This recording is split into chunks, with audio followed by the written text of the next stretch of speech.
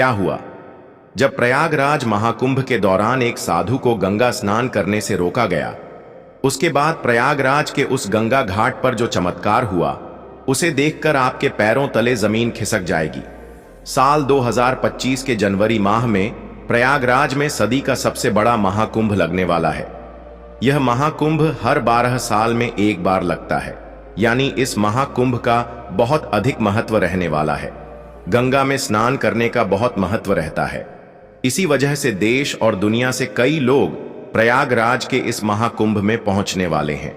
लेकिन अभी हाल ही में जो घटना सबके सामने निकल कर आ रही है, उसने सभी के होश उड़ा दिए। जहां पर एक साधु महाराज को गंगा नदी में स्नान करने से रोका गया। कोई भी महाकुंभ साधुओं के बिना अधूरा है, क्योंकि यह साधु संतों के आगमन और स्नान से ही संपूर्ण माना जाता है। देव भर से साधु महाकुंभ शुरू होने के कई दिनों पहले ही प्रयागराज पहुंच जाते हैं। इस घटना की शुरुआत होती है मध्य प्रदेश के महेश्वर में रहने वाले राधानंद जी महाराज से। राधानंद जी महाराज रोजाना सुबह 4 बजे उठकर ठंडे पानी से स्नान किया करते थे और भिक्षा प्राप्त करने के लिए निकल जाते थे। उन्होंने अपने जीवन काल में सांसारिक सुख का त्याग करके कई तपस्याएं की और कई सिद्धियां हासिल की। वे महेश्वर के घाट पर ही निवास करते थे। जब उन्हें प्रयागराज महाकुंभ लगने की खबर मिली तो वे महाकुंभ में जाने के लिए बहुत उत्साहित थे। वे तकरीबन 1 माह पूर्व महाकुंभ में पहुंचना चाहते थे, क्योंकि वे वहीं पर 2 से 3 महीने बिताना चाहते थे। उनका ऐसा कहना था कि महाकुंभ वह पवित्र समय होता है जहां पर देवी देवता स्वयं उस स्थान पर मौजूद होते हैं। वहां पर तप करना, साधना करना, भगवान का ध्यान कर बहुत ज्यादा फलदायी होता है।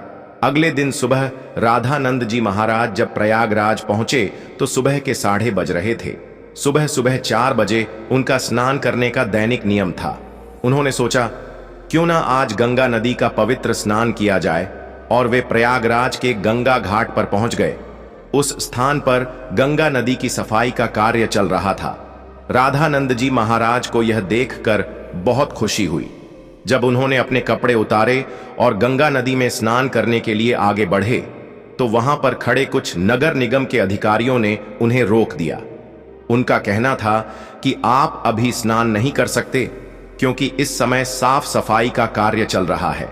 प्रयागराज में रोजाना रात्रि के समय गंगा नदी की साफ सफाई का कार्य किया जाता है, ताकि दिन और शाम के समय यात्रियों को इस कारण कोई मुश्किलें ना हो। राधानंद जी महाराज काफी धैर्यवान थे। उन्होंने सफाई अधिकारियों को समझाया कि बात बहुत अच्छी है, लेकिन नित्य मेरा 4 बजे नहाने का नियम है, और आज अगर मैं प्रयागराज पहुंचा हूं तो मैं गंगा नदी में ही स्नान करूंगा, और मेरे एक अकेले के नहाने से ना तो तुम्हारी व्यवस्था बिगड़ेगी और ना ही मुझे कोई समस्या होगी। लेकिन वह अधिकारी अचानक से गुस्सा हो गया और उन साधु महाराज से कहने लगा कि आपको इसी समय क्यों नहाना है? अभी पूरा दिन पड़ा हुआ है। क्या यहां पर तुम्हें कोई इंसान नहाता हुआ दिख रहा है?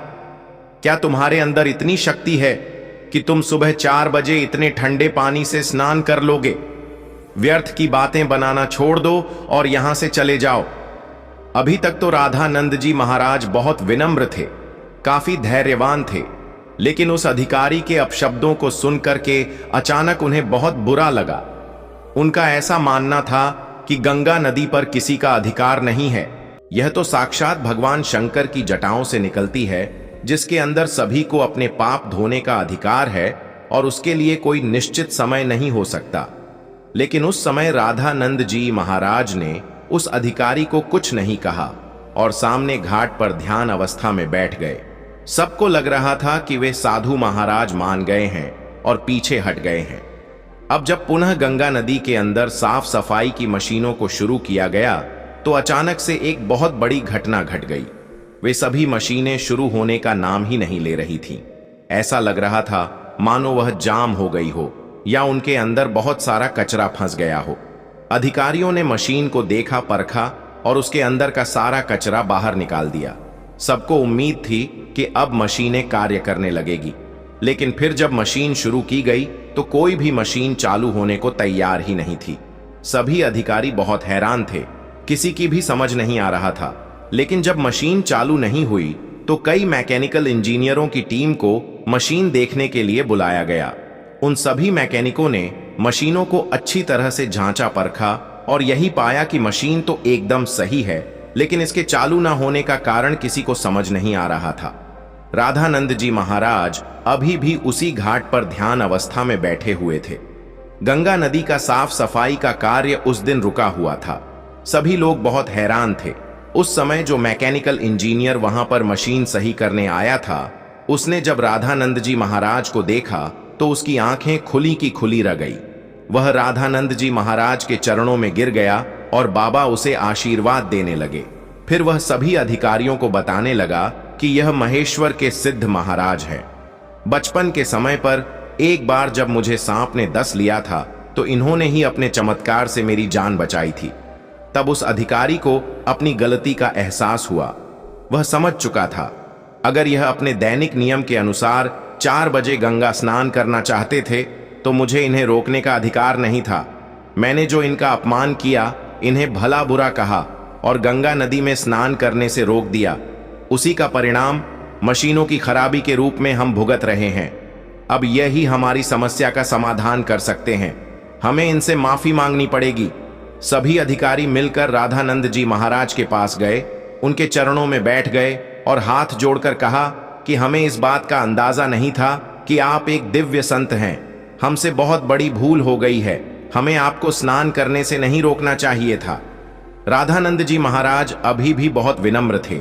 उन्होंने अधिकारियों से कहा कि यह जरूरी नहीं है कि कोई संत चमत्कारी खोखे तभी ही उसे गंगा नदी में स्नान की अनुमति दी जाए।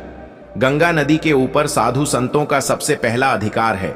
सभी अधिकारियों ने उनसे हाथ जोड़कर कहा, अब आप गंगा नदी में स्नान कर सकते हैं। हम आपसे बहुत माफी चाहते हैं। राधानंद जी महाराज समझ चुके थे कि सभी अधिकारियों को उनकी गलती का एहसास हो गया है। उनका अभिमान दूर हो गया है। उन्होंने विनम्रता पूर्वक उन अधिकारियों से कहा कि तुम चिंता क्यों करते हो? अभी समय कहां बीता है? जरा अपनी घड़ी में समय तो देखो, आखिर क्या बजे हैं? जब सभी अधिकारियों ने अपनी घड़ी में समय देखा तो उनके रोंगटे खड़े हो गए, क्योंकि उस समय सुबह के 4 बज रहे थे। किसी भी अधिकारी को यह समझ नहीं आ रहा था आखिर इतना बड़ा चमत्कार कैसे हुआ। आखिर राधानंद जी महाराज ने अपने चमत्कार से समय को कैसे पलट दिया। इतना बड़ा चमत्कार देखकर सभी अधिकारी उनके चरणों में गिर गए और बाबा की जयकार लगाने लगे। इस चमत्कारी घटना के बाद सब लोग उन्हें मान गए और उनके दास बन गए, जिसके बाद वे सुबह 4 बजे अपने नित्य कर्म के अनुसार वे गंगा नदी में स्नान करने पहुंचे और इधर मशीनों को फिर से काम करना शुरू कर दिया। सारी मन एक साथ चालू हो चुकी थी, जिससे यह प्रमाणित हो गया कि यह मशीनें केवल रामानंद जी महाराज के इशारे का इंतजार कर रही थी। जैसे ही उन्होंने अधिकारियों का अभिमान चूर किया और गंगा नदी में स्नान किया, वैसे ही फिर से मशीनें चल पड़ी। यह बहुत बड़ा चमत्कार था जो हाल ही में प्रयागराज के महाकुंभ में हुआ है। वास्तव में दोस्तों, यह भूमि साधु संतों की भूमि है। यहां पर साधु संतों का ना तो अपमान किया जा सकता है और ना ही उन्हें छो समझा जाता है। इस देश का हर संत इस देश के लिए कुछ ना कुछ करता है और भक्तों को अध्यात्म के मार्ग से जोड़ता है। हमें कभी भी उनका अपमान नहीं करना चाहिए और ना ही उन्हें छोटा समझना चाहिए। इस पूरी घटना को लेकर आपके क्या विचार है, हमें नीचे कमेंट बॉक्स में जरूर बताइएगा। अगर वीडियो आपको पसंद आई हो तो लाइक जरूर करें, साथ ही चैनल को सब्सक्राइब करके बेल आइकॉन को प्रेस कर लें। हर महादेव।